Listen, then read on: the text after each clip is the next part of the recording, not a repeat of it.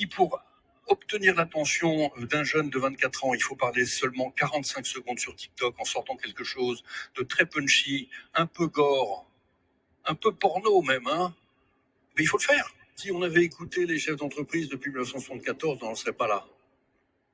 Les chefs d'entreprise ont toujours dit la même chose. J'ai relu pas mal des bouquins, son histoire depuis 1974, donc j'ai relu ce qu'on se disait dans le débat public français dans les années 74, 75, 76, puis la période Raymond Barre, etc. Et ce que disait le CNPF de l'époque, c'est pas très éloigné de ce que dit le MEDEF aujourd'hui.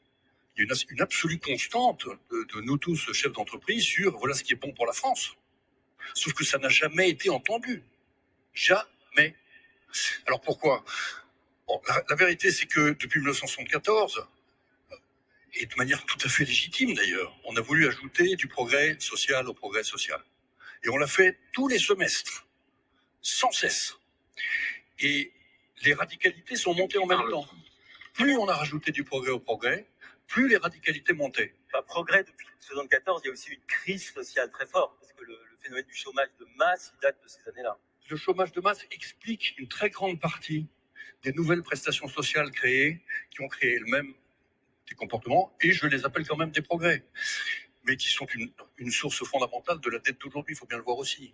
Alors pourquoi est-ce que les radicalités montent au moment où l'État-providence monte ? Parce que le débat public est complètement vérolé. Pour ce qui est des chefs d'entreprise, je continue de penser, ça fait depuis le début de la BPI qu'on le dit, qu'on le martèle, il faut qu'ils montent sur leur tonneau. Mais vraiment, quoi. On les entend pas. Un peu. Vous le dites ici au MEDEF devant la rencontre. Donc le MEDEF a fait des progrès considérables. Je dis pas qu'on n'est pas sur une pente d'amélioration, mais par rapport à ce qui est nécessaire, encore une fois dans ce monde vociférant, la part de voix de l'entreprise est insuffisante. Prenez les plateaux télé. À chaque fois qu'on parle d'économie, il devrait y avoir un entrepreneur.